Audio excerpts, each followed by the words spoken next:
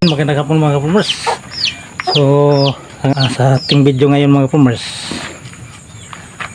ating alamin kung saan na tumutubo yung malalaking Borbarilla mushroom mga kapumers, no?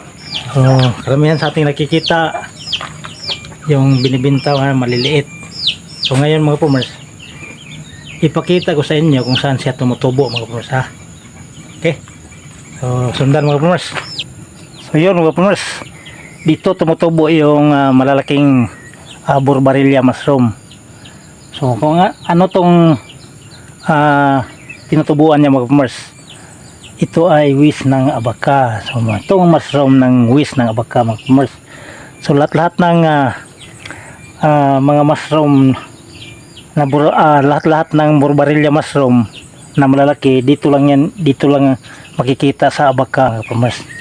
So ayan. So ito naman, so doon sa kabilang side kita ko mga kapumers. Yan.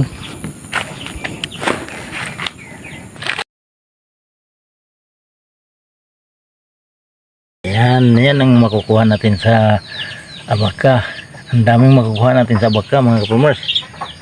So hindi lang yan, hindi lang mushroom, sa wis lang yan mga kapumers, ha.